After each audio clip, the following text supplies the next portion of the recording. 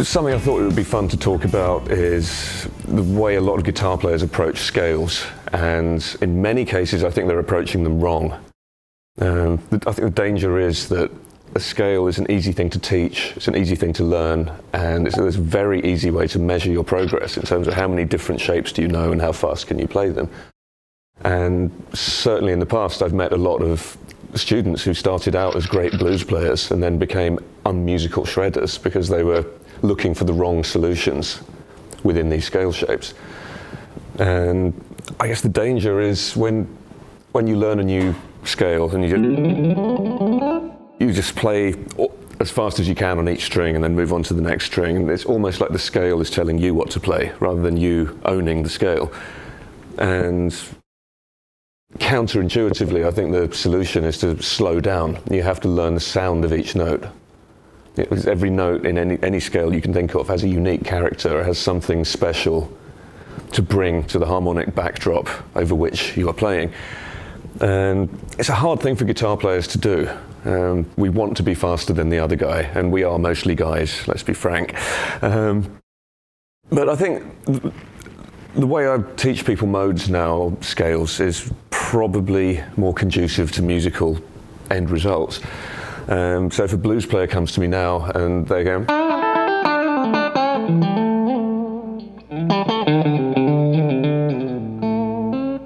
I don't want to ruin that because there's something vaguely musical about it, and I'd hate to turn it into because then there's no music there anymore, there's just the trick. So now I would say, okay, if you want to learn the Dorian mode, keep this stuff. That's good, that's your skeleton. And now, instead of flipping a switch and going from pentatonic mode into the Dorian mode, now it's more like a dimmer switch or a fader, and you can introduce the character of that mode gradually. So if you have that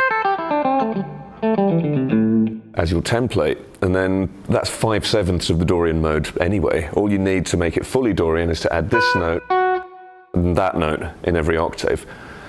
And the fun thing about that now is you can be slightly Dorian just by using these as embellishments.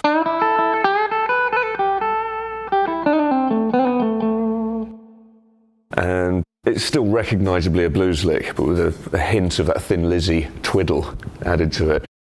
Or you could draw more attention to those notes.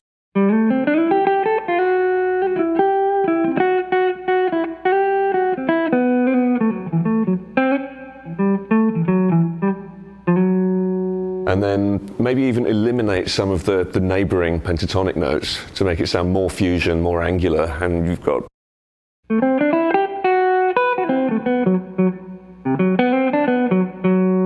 And if it gets too weird, you know where the pentatonic shape is, it will save you, it's here. So normal bluesy stuff.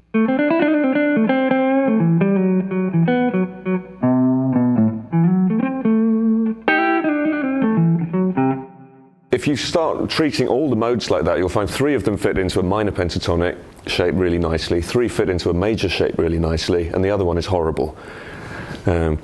Unless you want to play over that chord for 16 bars.